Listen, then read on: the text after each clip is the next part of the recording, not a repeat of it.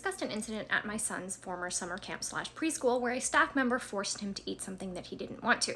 Now we're going to discuss some of the issues with that situation in a little bit more depth and some of the problems and potential repercussions of pressure feeding children in general. To begin, and this should be a no-brainer, a teacher's job is not to be the food police. Making assumptions and judgments about what a child brings to lunch and deeming it healthy, unhealthy, etc. can be a big problem. You don't know a parent's economic background, you don't know if that's all they can afford. You also don't know what the child will and won't eat. Children have sensory issues, allergies, ARFID for goodness sake. And a teacher may look at a lunch and say, well, I don't think this is healthy. Maybe that's the only thing that that child will eat. Secondly, the teacher told Twin B in front of me is to kind of mitigate the severity of the situation. Well, I wouldn't feed you something that I wouldn't eat. Here's the problem with that sentence. He's not an adult. He's 5. And not only has he not had as much exposure to different foods as she has, he's going through a beige food phase. Children have different palates than adults. Infants, babies, young children have more taste buds than adults do. So something that may taste mild to an adult may taste more sweet, sour, bitter, etc. to a child.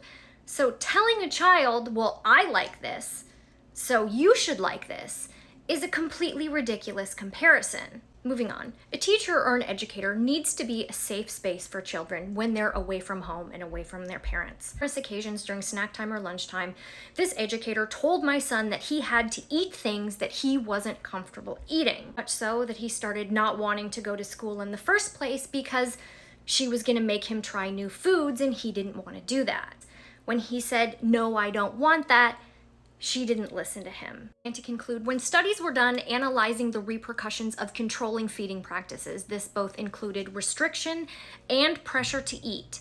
They found that restricting food was associated with a higher weight status among children. And when younger children were consistently pressured to eat, this was associated with a lower weight status. And when researchers analyzed how controlling feeding practices affected disordered eating habits, they found that high levels of pressure to eat and food restriction were significantly and positively associated with the use of disordered eating behaviors among boys. Twin B's at a new school, he's doing great. The fear of being forced to try new foods at school seems to have dissipated, thankfully. But we need to remember that things like this don't just happen to girls, and the repercussions are just as dangerous for boys as well. Let me know your thoughts. I'd love to hear them. Thanks for listening.